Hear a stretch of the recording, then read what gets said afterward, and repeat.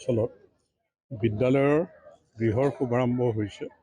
19 লাখ টকা, প্ৰায় 19 লাখ টকাৰ আধাৰশিলা স্থাপন হ'ল সৰ্বশিক্ষা মিছনৰ জৰিয়তে।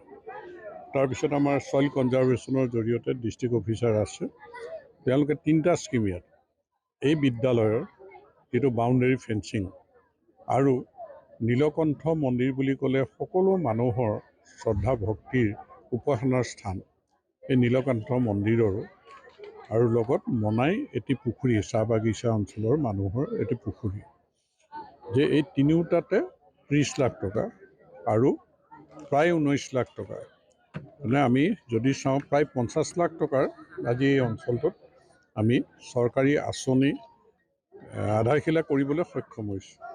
বাকী কাম বনবিলাকতো হৈয়ে আছে।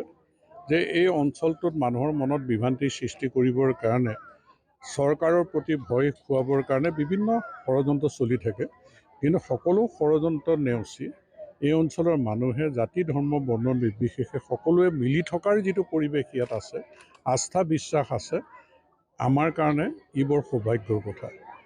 এই অঞ্চলৰ মানুহৰ মনত শংকা দূৰ হৈছে, অবিশ্বাস দূৰ হৈছে, আজি বিশ্বাসৰ এক পৰিৱেশ, আস্থাৰ এক পৰিৱেশ, যি পৰিৱেশৰ কাৰণে আচলতে উন্নয়নমূলক কাম ইয়াত কৰিবৰ কাৰণে এটা ভাল পৰিৱেশ। মই আশা কৰোঁ কম দিনৰ ভিতৰতে 50 লাখ টকাৰ গোটেই আঁচনিখিনি সফল হ'ব। ইয়াৰ পিছত আৰু আঁচনি ধৰিবৰ কাৰণে ছইল কনজাৰ্ভেশ্যনৰ ফালৰ পৰা তেওঁলোকে ইনিচিয়েটিভ ল'ব, আৰু আমি সৰ্বশিক্ষাৰ জৰিয়তেও আৰু যিখিনি কাম আছে ইয়াত বিদ্যালয় সেইখিনি আমি কৰিম। আৰু অন্যান্য আমাৰ ৰংগমঞ্চৰো কথাটো আহিছে, অংগনবাদী কেন্দ্ৰৰ কথা আহিছে, সেইখিনি ক্ষেত্ৰতো আমি যিমানখিনি পাৰোঁ সোনকালে কৰিবলৈ আমাৰ ফালৰ পৰা সকলো প্ৰকাৰে চেষ্টা কৰিম। স্যাৰ, এটা সময়ত এই অঞ্চলত স্যাৰ কালত কংগ্ৰেছৰ দুৰ্গই আছিল, আমাৰ চৰকাৰৰ দিনতো কংগ্ৰেছৰ দুৰ্গ হিচাপেই আছিলে। গতিকে মানুহক মিছগাইড কৰা হৈছিল, আচলতে মানুহৰ মনত বিভ্ৰান্তি সোমোৱাই দিয়া হৈছিল, অবিশ্বাস ভয়ৰ এক পৰিৱেশ।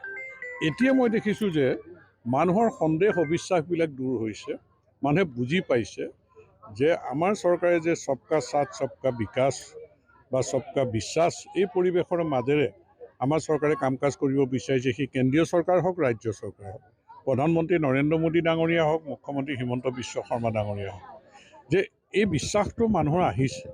কাৰণ আমাৰ চৰকাৰৰ 10 বছৰীয়া শাসনৰ কালততো ক'তো সাম্প্ৰদায়িক সংঘৰ্ষ নাই, উগ্ৰপন্থীৰ কোনো কাৰ্যকলাপ নাই, গুলি বাৰুদ কাজিয়া পেচাল এইবিলাকতো নোহোৱা হৈছে, শান্তিৰ পৰিৱেশ, উন্নয়ন হৈছে। গতিকে মানুহে বিচাৰে উন্নয়ন, মানুহে বিচাৰে শান্তি। এই কথাকেইটাই আমাৰ চৰকাৰৰ দিনত যিহেতু মানুহে পাইছে, সেইকাৰণে এতিয়া আমাৰ দুৰ্গ হৈ গৈ আছে। কংগ্ৰেছৰ খহনীয়া আমাৰ দুৰ্গ, হৃদয়ত মানুহে প্ৰতিষ্ঠা কৰিছে, আৰু আমাৰ এই সম্পৰ্কটো হ'ব স্থায়ী সম্পৰ্ক। কংগ্ৰেছৰ সম্পৰ্কটো আছিল মানে ক্ষণস্থায়ী, কিন্তু আমি এটা স্থায়ী সম্পৰ্ক গঢ় দিয়াত ইয়াত সফল হ'বলৈ গৈ আছোঁ, আৰু আমি ভাবোঁ যে মানুহৰ হৃদয়ত আমি চৰকাৰৰ কাম কাজ লৈ পেলাই সন্তুষ্টি প্ৰতিষ্ঠা কৰিবৰ কাৰণে সক্ষম হ'ম।